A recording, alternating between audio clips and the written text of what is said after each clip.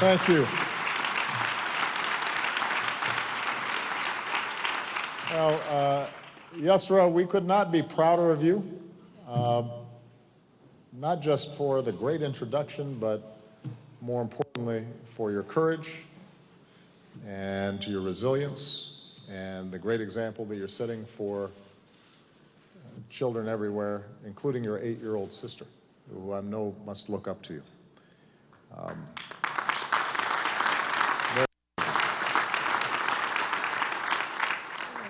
Good afternoon, Mr. Secretary General, Your Excellencies. We are here because right now, in crowded camps and cities around the world, there are families from Darfur and Chad, Palestinians in Lebanon, Afghans in Pakistan, Colombians in Ecuador, who've endured years, in some cases decades, as refugees, surviving on rations and aid, and who dream of someday somehow having a home of their own. We're here because right now there are young girls like Yusra, like my daughters, who are just as precious and just as gifted, like the 16-year-old refugee from Myanmar that I met in Malaysia, who've suffered unspeakable abuse at the hands of traffickers, modern-day slavery, girls who pray at night that someone might rescue them from their torment. There are boys fleeing the fighting in South Sudan, violence in Central America, wars in North Africa and the Middle East, who are at the mercy of criminals who pack them into trucks or makeshift rafts and who die on treacherous seas, like little Alan Kurdi from Syria, lifeless, face down on a Turkish beach in his red shirt and blue pants. And we are here because right now there are mothers separated from their children, like the woman in a camp in Greece who held on to her family photographs, heard her children cry on the phone, and who said, "My breath is my children. Every day I am dying 10, 20, 30 times." We're here because there are fathers who simply want to build a new life and provide for their families, like Refugee from Syria, who lost his wife and daughter in the war, who we welcomed to America and who says, "I still think I have a chance to make a difference in the world." Mr. Secretary General, heads of state, and heads of government, distinguished guests, ladies and gentlemen, as you saw in the video, we are facing a crisis of epic proportions. More than 65 million people have been driven from their homes, which is more than any time since the Second World War. Among them are more than 21 million refugees who have fled their countries. Everything and everyone they've ever known, fleeing with a suitcase or the clothes on their back.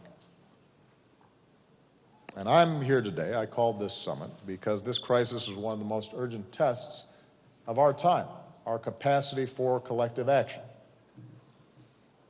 It tests, first and foremost, our ability to end conflicts, because so many of the world's refugees come from just 3 countries ravaged by war: Syria, Afghanistan, and Somalia. And I said today to the General Assembly, the mentality that allows for violence with impunity is something we cannot excuse. And collectively, we continue to make excuses. It's not the subject of this summit, but we all know that what is happening in Syria, for example, is unacceptable. And we are not as unified as we should be in pushing to make it stop. It's a test of our international system, where all nations ought to share in our collective responsibilities, because the vast majority of refugees are hosted by just 10 countries who are bearing a very heavy burden, among them Turkey, Pakistan, Lebanon, Iran, Ethiopia, countries that often have fewer resources than many of those who are doing little or nothing. There's a crisis of our shared security, not because refugees are a threat. Refugees, most of whom are women and children, are often fleeing war and terrorism. They are victims. They're families who want to be safe and to work, be good citizens and contribute to their country. I was talking to Yusra. She's now in Germany. She's already speaks some English. Now she's trying to learn German, who are interested in assimilating and contributing to the society in which they find themselves. In recent years in the United States, we've worked to put in intensive screening and security checks so that we can welcome refugees and ensure our security. In fact, refugees are subject to more vigorous screening than the average tourist. And we've seen in America hard-working, patriotic refugees serve in our military and start new businesses and help revitalize communities. I believe refugees can make us stronger. So the challenge to our security is because when desperate refugees pay cold-hearted traffickers for passage, it funds the same criminals who are smuggling arms and drugs and children.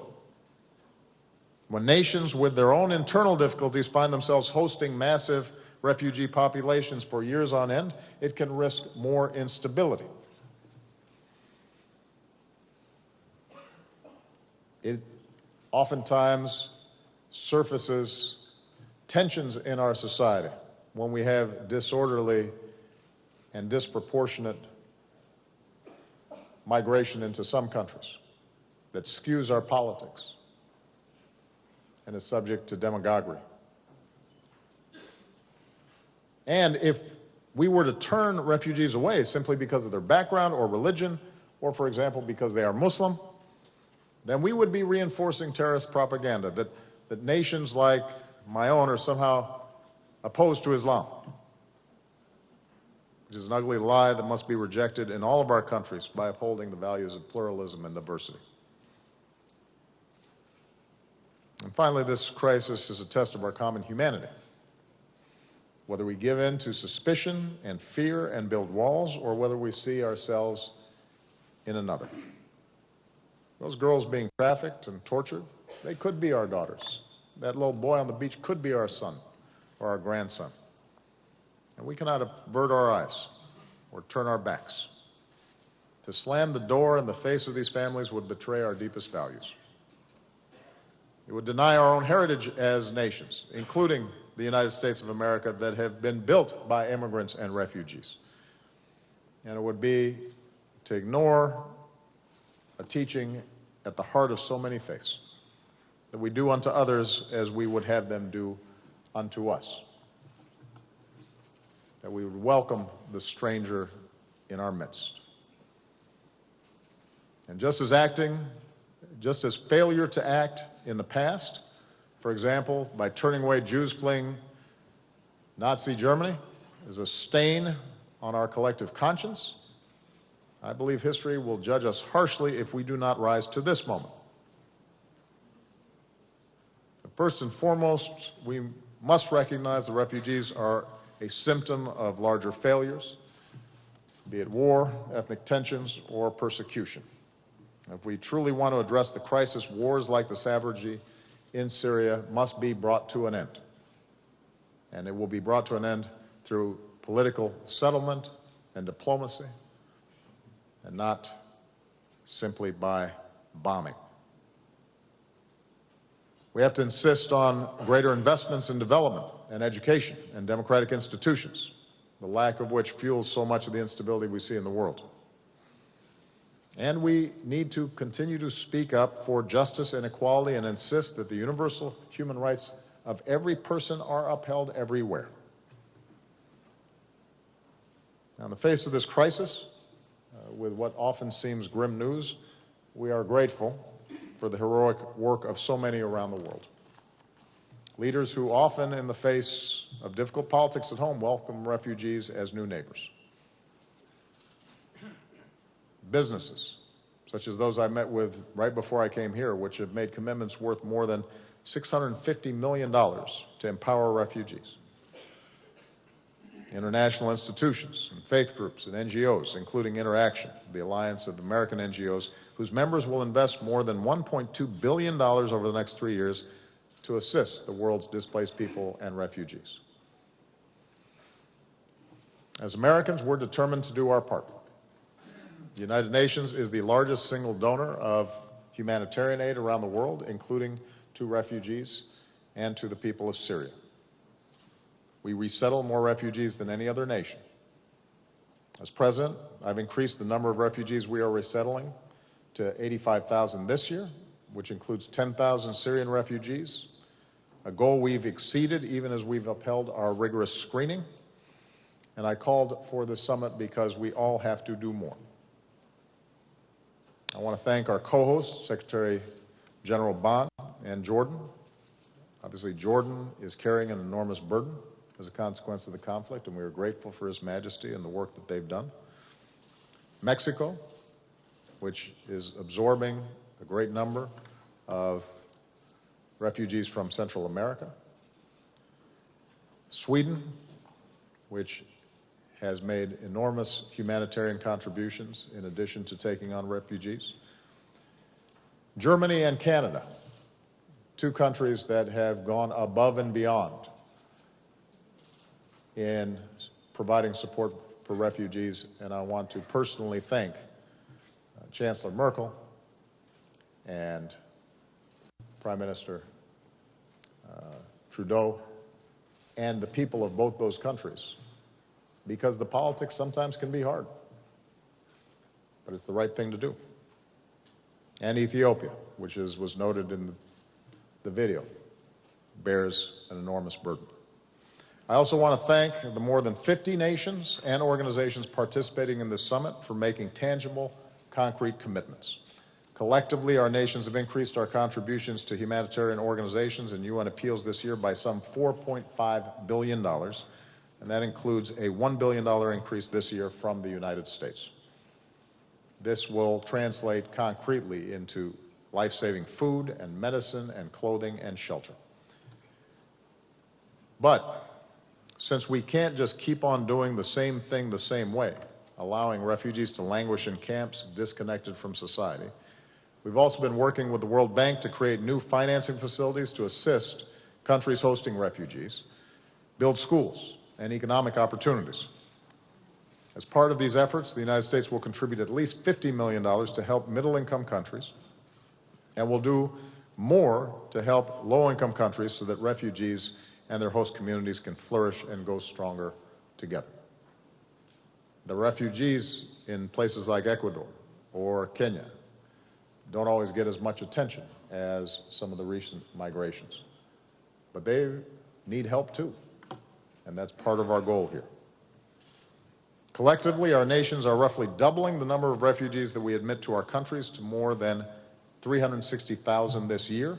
Again, I want to especially commend Germany, Canada, Austria, the Netherlands, and Australia for their continued leadership, as well as countries like Argentina and Portugal for their new commitments. And today, I'm proud to announce that the United States will continue our leadership role in the coming fiscal year. Starting next week, the United States will welcome and resettle 110,000 refugees from around the world, which is a nearly 60% increase over 2015.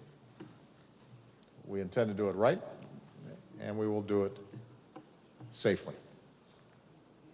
Collectively, the major commitments by Turkey, Thailand, Chad, and Jordan will help more than 1 million children who are refugees get an education, will help 1 million refugees get training, new skills, or find a job. And in all of this work, we cannot forget those who are often the most vulnerable to abuse, young girls and women. So a key part of our efforts must be a renewed commitment to stopping sexual violence and forced marriage. And we need to do more to truly empower women and girls, because every girl deserves the chance to grow and be safe, and every woman should have her human rights and dignity upheld. So, I'm heartened by the commitments that have been made here today. They will help save lives. But we're going to have to be honest, it's still not enough. Not sufficient for a crisis of this magnitude. And that's why I believe this summit must be the beginning of a new global movement where everybody does more. More nations donating more assistance and accepting more refugees, more institutions and NGOs finding new ways to deliver aid, more businesses contributing their expertise, more faith groups making this work their own, more young people demanding action, more states and cities and towns coming forward and saying, yes, we will open our communities to our fellow human beings in need, and more pressure on those countries that are willing to perpetrate violence on their own citizens in pursuit of power that carries such a heavy human toll. We can learn from a young boy named Alex, who lives not far from here in Scarsdale, New York. Last month, like all of us, Alex saw that heartbreaking image, 5-year-old Umran Daknish in Aleppo, Syria, sitting in that ambulance, silent and in shock, trying to wipe the blood from his hands. And here in New York, Alex, who was just 6 years old, sat down and wrote me a letter. He said he wanted Umran to come live with him and his family. Since he won't bring toys, Alex wrote, I will share my bike and I will teach him how to ride it. I will teach him addition and subtraction. My little sister will be collecting butterflies and fireflies for him. We can all play together. We will give him a family and he will be our brother. Those are the words of a 6-year-old boy. He teaches us a lot.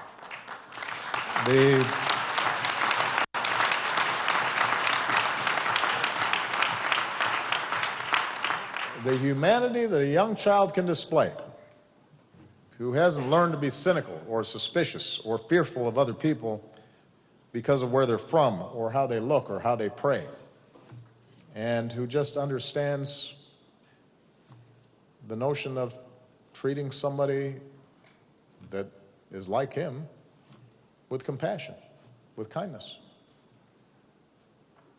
We can all learn from Alex. Imagine the suffering we could ease and the lives we could save, and what our world would look like if, seeing a child who's hurting anywhere in the world, we say, we will give him a family and he will be our brother. You know, we spend, so many of us in politics and in leadership, so much time devoted to ascending the ladders of power. We spend time maintaining it. We spend time trying to win over public opinion. And maybe sometimes we forget that the only rationale for doing it is to help that little boy.